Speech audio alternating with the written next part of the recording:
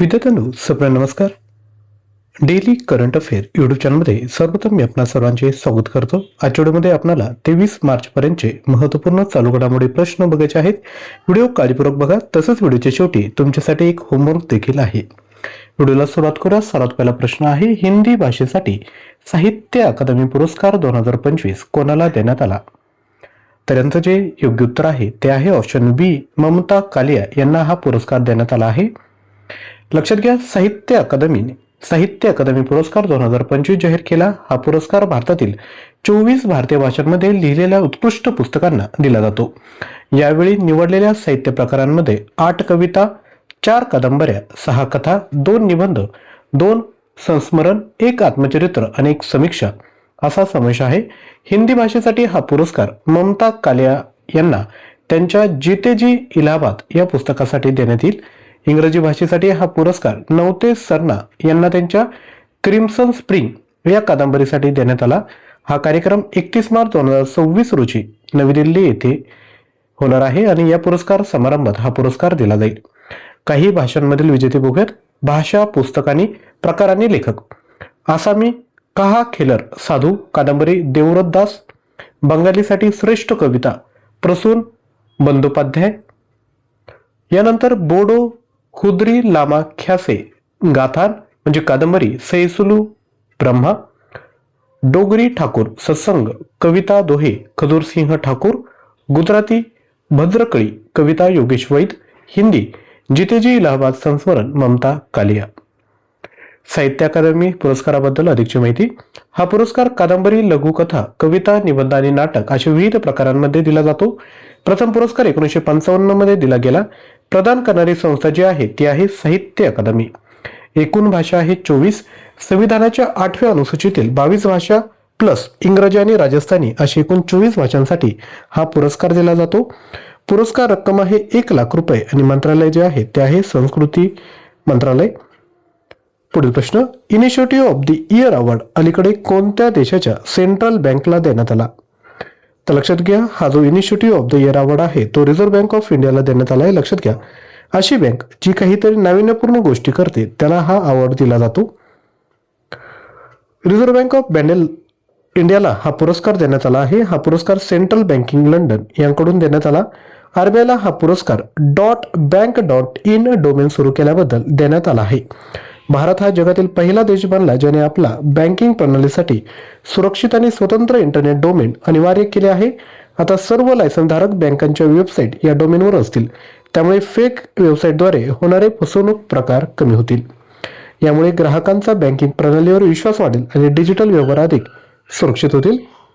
.bank.in हे एक सुरक्षित इंटरनेट डोमेन आहे. फक्त आरबीआय मान्यताप्राप्त बँकांना याचा वापर करू शकतात. उद्देश ऑनलाईन बँकिंग सुरक्षित करणे, फसवणूक कमी करणे, लोकांचा विश्वास वाढवणे. उदाहरणार्थ एसबीआयची जी डोमेन आहे तो का आहे तर www.sbi.bank.in. आरबीआय विषयी माहिती. भारताची ही केंद्रीय बँक आहे. स्थापना झाली 1 एप्रिल 1935 ला. आरबीआय ऍक्ट 1934 हिल्टन यंग कमिशनच्या शिफारशीवरून बँकेची स्थापना झाली. राष्ट्रीयकरण झालं 1 जानेवारी 1949 ला. मुख्यालय आहे मुंबई, महाराष्ट्र. मालकी आहे भारत सरकार, वित्त मंत्रालय आणि सध्याचे जे राज्यपाल आहेत ते आहे संजय मल्होत्रा. 26 क्रमांकाचे ते राज्यपाल आहेत. पुढील प्रश्न, कुसनपूर गाव हे कोणत्या राज्याचे पहिले स्मार्ट विलेज बनणार आहे? याचं जे योग्य उत्तर आहे ते आहे ओडिसा. कुसनपूर ओडिसा हे राज्यातील पहिले स्मार्ट विलेज बनत आहे. हे गाव केंद्रपाडा जिल्ह्यातील राजनगर ब्लॉकमध्ये स्थित आहे. येथे सुमारे 130 कुटुंबे राहतात आणि लोकसंख्या सुमारे 700 आहे. या गावाला स्मार्ट बनवण्याचा पुढाकार CSIR म्हणजे council of scientific and industrial रिसर्चने घेतला. CSIR हे विज्ञान व तंत्रज्ञान मंत्रालयाच्या अंतर्गत कार्य करते. हा प्रकल्प पंतप्रधानांच्या विकसित भारत ऍक्ट 2047 या दृष्टिकोनाचा भाग आहे. उद्दिष्ट ग्रामीण भागात आधुनिक तंत्रज्ञान आणि वैज्ञानिक उपाय पोहोचवून त्यांना शाश्वत बनवणे म्हणजेच सस्टेनेबल बनवले. स्मार्ट विलेज म्हणजे काय? तंत्रज्ञान व नवकल्पनांद्वारे ग्रामीण विकास करणे यात समाविष्ट आहे. डिजिटल व वैज्ञानिक उपाय, शाश्वत विकास, आत्मनिर्भर गाव निर्माण करणे तसेच तंत्रज्ञानाच्या मदतीने लोकांचे जीवन सोपे व चांगले बनवणे. आता या ठिकाणी CSIR आला आहे. याचा फुल फॉर्म आहे council of scientific and industrial research. स्थापना झाली 1942ला. मुख्यालय आहे नवी दिल्ली. मंत्रालय आहे विज्ञान व तंत्रज्ञान मंत्रालय. कार्य वैज्ञानिक संशोधन व तंत्रज्ञानाच्या माध्यमातून देशाचा विकास करणे आणि समस्या सोडवणे. यानंतर पुढील प्रश्न, सुप्रीम कोर्टाने कोणत्या कायद्याच्या सेक्शन 64 अंतर्गत दत्तक मातांच्या मातृत्व रजेबाबतचा नियम असंवैधानिक घोषित केला? याचे योग्य उत्तर आहे option B, social security code 2020. लक्षात घ्या, कोड ऑन सोशल सिक्युरिटी 2020च्या सेक्शन 64 मध्ये दत्तक मातांसाठी 3 महिन्यांची वयमर्यादा होती. सुप्रीम कोर्टाने हा नियम असंवैधानिक घोषित केला. सुप्रीम कोर्टाचा निर्णय हा रद्द ठरवला आहे. आता दत्तक मातेला मुलाचे वय काहीही असो 12 आठवड्यांची मातृत्व रजा मिळेल. नियम का हटवला तर लक्षात घ्या, मातृत्व फक्त जैविक जन्माशी म्हणजे बायोलॉजिकल बर्थ संबंधित नसते. दत्तक प्रक्रियेतही तितकीच काळजी, जिव्हाळा आणि जबाबदारी असते. 3 महिन्यांची मर्यादा इरॅशनल होती आणि ती समतेच्या अधिकाराच्या म्हणजेच काय आर्टिकल 14 विरोधात होती. महत्वाचे घटनात्मक मुद्दे, कलम 14 जो आहे समता याचं उल्लंघन झालेलं होतं आणि कलम 21 जीवन व सन्मानाचा अधिकार याच्याशी संबंधित होता. त्यामुळे सुप्रीम कोर्टाने हा निर्णय घेऊन या ठिकाणी जो कालावधी आहे रजेचा कालावधी तो वाढवण्यात या ठिकाणी मुभा दिली आहे. पुढील प्रश्न, सिटी युनियन बँकने कोणाला आपला ब्रँड अँबॅसेडर नियुक्त केला? योग्य उत्तर आहे ऑप्शन सी, रवींद्र जडेजा. लक्षात घ्या, सिटी युनियन बँकेने भारतीय क्रिकेटपटू रवींद्र जडेजा यांची ब्रँड अँबॅसेडर म्हणून नियुक्ती केली. बँक आणि जडेजा यांच्यातील करार 2 वर्षांसाठी असेल. सिटी युनियन बँक ही भारतातील सर्वात जुन्या खाजगी बँकांपैकी एक आहे. स्थापना झाली 1904 मध्ये. मुख्यालय आहे कुंभकोणम, तामिळनाडू. प्रकार खाजगी क्षेत्रातील ही बँक आहे. पुढील प्रश्न, भारतीय चैमी चित्रपटाने न्यूयॉर्क शॉर्ट ॲनिमेशन फेस्टिवलमध्ये बेस्ट डिरेक्टर अवॉर्ड जिंकला. याचे दिग्दर्शक कोण आहेत? योग्य उत्तर आहे option C, doctor Parth Sarathi Mahanta. लक्षात घ्या, भारतीय ॲनिमेटेड शॉर्ट फिल्म चैमीने न्यूयॉर्क शॉर्ट ॲनिमेशन फेस्टिवल 2026 मध्ये बेस्ट डिरेक्टर अवॉर्ड जिंकला. या चित्रपटाचे दिग्दर्शक डॉक्टर पार्थ सारथी महंत आहेत. ते असम पोलीसमध्ये IGP असून गुवाहाटीचे पोलीस आयुक्त आहेत. चैमी ही अशी कथा आहे जी स्थानिक संस्कृती म्हणजेच लोकल कल्चर आणि मानवी भावना दाखवून सर्वांना जोडणारा संदेश देते. आता या ठिकाणी न्यूयॉर्क शॉर्ट ॲनिमेशन फेस्टिवल आहे त्याविषयी माहिती. ही एक आंतरराष्ट्रीय ॲनिमेशन फेस्टिवल आहे जो ॲनिमेशन, स्टोरी टेलिंग, क्रिएटिव्हिटी आणि इनोव्हेशनला प्रोत्साहन देतो. यात जगभरातील फिल्ममेकरच्या ॲनिमेटेड शॉर्ट फिल्म सादर करतात. उद्देश क्रिएटिव्हिटी, स्टोरी टेलिंग आणि ग्लोबल एक्सपोजर देणे. पुढील प्रश्न, गोधाम योजना अलीकडे कोणत्या राज्यात सुरू करण्यात आली आहे? तर याचे योग्य उत्तर आहे ऑप्शन क्रमांक सी, छत्तीसगड. छत्तीसगडचे मुख्यमंत्री विष्णुदेव साई यांनी बिलासपूर जिल्ह्यात गोधाम योजना सुरू केली. तर हा जो फोटो आहे तो आहे छत्तीसगडचे मुख्यमंत्री विष्णुदेव साई यांचा. या योजनेचा मुख्य उद्दिष्ट भटक्या व निराधार जनावरांना सुरक्षित आश्रय देणे, गायींचे संरक्षण करणे, ग्रामीण अर्थव्यवस्था मजबूत करणे. गोधामामध्ये जनावरांना चारा, पाण्याने उपचार मिळतील. तसेच लोकांना रोजगार व प्रशिक्षण देऊन सेंद्रिय शेतीला या ठिकाणी प्रोत्साहन दिले जाईल. मुख्यमंत्र्यांनी जाहीर केले की राज्यातील सर्व गोधाम आता सुरभी गोदाम नावाने ओळखले जातील. या योजनेचा पहिल्या टप्प्यात 11 जिल्ह्यांमध्ये 29 गौधाम सुरू करण्यात आले. सरवाहांना 10,916 आणि गौ सेवकांना 13,126 प्रति महिना मानधन दिले जाईल. तसेच गोबरापासून उपयुक्त वस्तू बनवण्याचे प्रशिक्षण देखील या ठिकाणी दिले जाईल. छत्तीसगड ज्याची स्थापना झाली 1 नोव्हेंबर 2000 रोजी. राजधानी आहे रायपूर. उच्च न्यायालय आहे बिलासपूर या ठिकाणी. मुख्यमंत्री आहेत विष्णुदेव साई. राज्यपाल आहेत रामेन डेका. या ठिकाणी लोकसभेच्या 11 जागा आहेत, राज्यसभेच्या 5 तर विधानसभेच्या एकूण 90 जागा छत्तीसगडमध्ये आहेत. पुढील प्रश्न, भारत ट्राईब्स फेस्ट 2026 कोठे आयोजित केला जात आहे? तर याचे योग्य उत्तर आहे ऑप्शन बी, नवी दिल्ली. भारत ट्राईब फेस्ट 2026 नवी दिल्ली येथे सुरू झाला. हा महोत्सव 18 ते 30 मार्च 2026 दरम्यान चालणार आहे. याचे आयोजन ट्रायबल अफेअर मंत्रालय आणि ट्रिफ्ट यांनी संयुक्तपणे केले. उद्घाटन केंद्रीय आदिवासी व्यवहार मंत्री ज्युएल ओराम यांनी या ठिकाणी केलं. उद्देश भारतातील आदिवासी संस्कृती, कला आणि व्यवसाय यांना प्रोत्साहन देणे. तसेच 310 पेक्षा अधिक कारागीर आपली कला सादर करत आहे. ट्रिफिड याचा फुल फॉर्म आहे tribal cooperative marketing development federation of India. हे आदिवासी व्यवहार मंत्रालयाच्या अंतर्गत कार्य करते.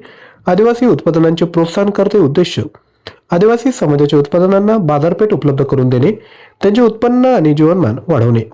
स्थापना झाली 1987 मध्ये आणि मुख्यालय जे आहे ते आहे नवी दिल्ली.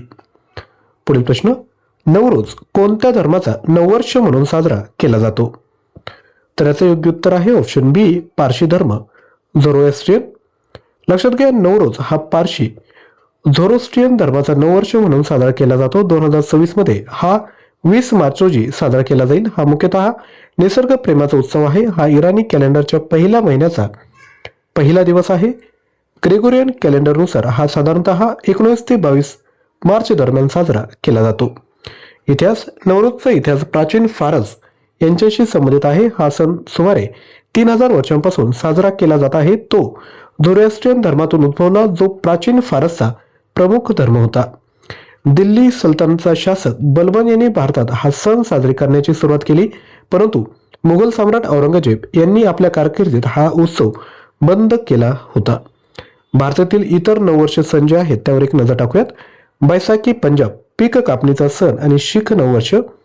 उगादी आंध्र प्रदेश, कर्नाटक, तेलंगणा हिंदू चांद्र नववर्ष.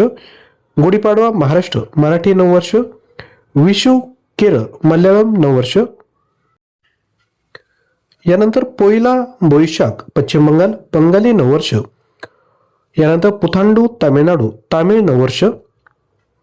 पुढील प्रश्न, ऑर्डनन्स फॅक्टरी डे भारतात दरवर्षी कधी साजरा केला जातो? याचं योग्य उत्तर आहे 18 मार्च रोजी.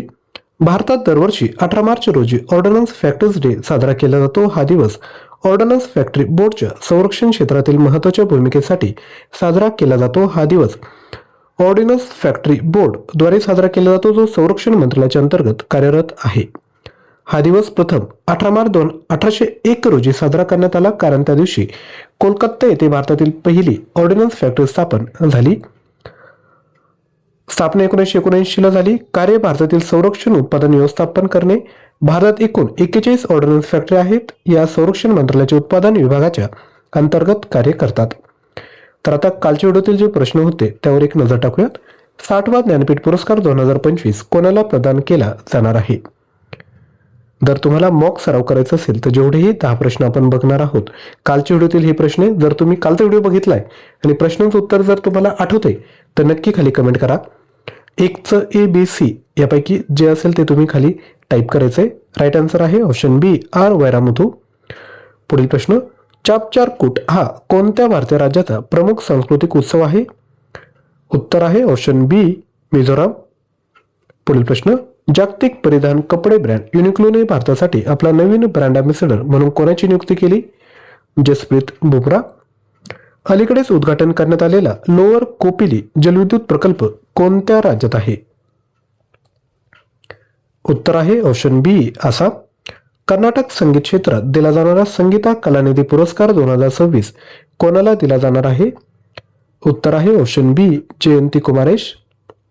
एक्झरसाइज सी ड्रॅगन 2026 चे आयोजन कुठे केले जात आहे? उत्तर आहे ऑप्शन सी, पॅसिफिक महासागर. पुढील प्रश्न, भारतामध्ये कोणती खाण कंपनी एका आर्थिक वर्षात 50 दशलक्ष टन लोखंड धातू उत्पादन करणारी पहिली कंपनी बनली? उत्तर आहे ऑप्शन बी, NMDC लिमिटेड.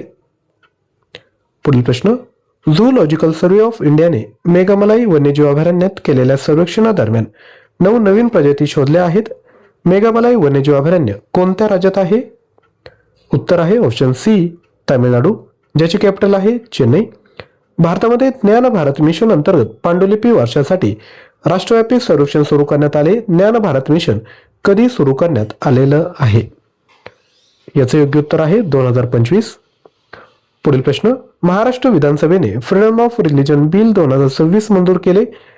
हे विधेयक भारतीय संविधानातील कोणत्या अनुच्छेदाशी संबंधित आहे? उत्तर आहे ऑप्शन डी, अनुच्छेद 25. आता काल जो तुम्हाला प्रश्न विचारला होता, केंद्रीय वस्त्र मंत्री गिरिराज सिंह यांनी भारत टेक 2026 चे उद्घाटन केले. या अंतर्गत मेगा ग्लोबल टेक्सटाईल कार्यक्रम कुठे आयोजित केला जाणार आहे? याचे योग्य उत्तर आहे ऑप्शन सी, नवी दिल्ली. यानंतर तुमच्यासाठी प्रश्न, 98व्या अकादमी पुरस्कार 2026 मध्ये सर्वोत्कृष्ट चित्रपटाचा पुरस्कार कोणत्या चित्रपटाला मिळाला? Sinners, Hamnet, one battle after another की फ्रँकस्टीन? तर या प्रश्नाचं उत्तर विद्यार्थी मित्रांनो खाली कमेंट करायचंय. तसेच लक्षात घ्या, जर आपल्याला चालू घडामोडी मटेरियल हवं असेल ज्यामध्ये 6000 प्रश्न 150+ ऑनलाईन टेस्ट फक्त 99 रुपयामध्ये आपण घेऊ शकता. डिटेल आपल्या स्क्रीनवर आहेत. याकरता ऍप्लिकेशन डाउनलोड करा आणि हा कोर्स परचेस करा. तसेच जर तुम्हाला कंटेंट आवडला असेल तर लगेचच विद्यार्थी मित्रांनो व्हिडिओला लाईक करा, हाय बटनावर क्लिक करा आणि चॅनलला सबस्क्राईब करून शेजारी असणाऱ्या बेल आयकॉनला क्लिक करा. दररोज चालू घडामोडी क्विज सॉल्व्ह करायची असेल तर हा QR कोड स्कॅन करा किंवा डिस्क्रिप्शन बॉक्समध्ये लिंक दिली आहे त्याद्वारे आपण टेलिग्राम चॅनल जॉईन करू शकता. थँक्यू.